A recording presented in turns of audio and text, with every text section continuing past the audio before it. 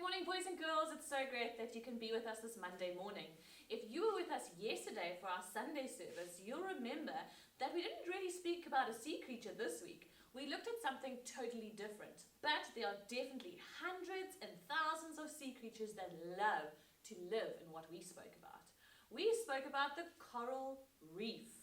Do you remember the little creature that helps to build these beautiful rock-like structures? It was called a polyp. These little creatures are not the only ones who live there. The coral reef is teeming with all different kinds of sea creatures. We learned that the coral reef is a beautiful vision of what God wants the church to be. A place full of different kinds of people from different backgrounds coming together to serve and to worship Him. The Bible story we read about was found in the book of Luke. And it was a story about Andrew, Peter, James, and John. And they were the very first disciples that God called to follow Him. They were there from the very beginning with Him. And they listened to every sermon and they saw all of His miracles. How amazing must that have been? In the Bible, it tells us that there were 12 disciples who followed very closely with Jesus. But do you know that there are still disciples being called today?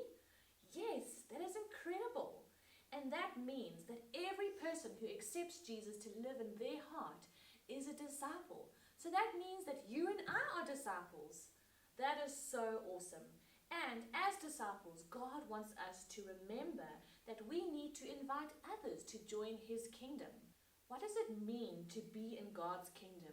It means loving and living in community, just like the creatures in the coral reef. They all live and they love together in community, and this is such a beautiful picture for us.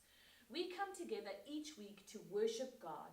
We share in each other's ups and downs, we share in each other's joys and each other's sorrows, and we join together to worship God. Peter, Andrew, James, and John were fishermen, but God invited them to be fishermen for men.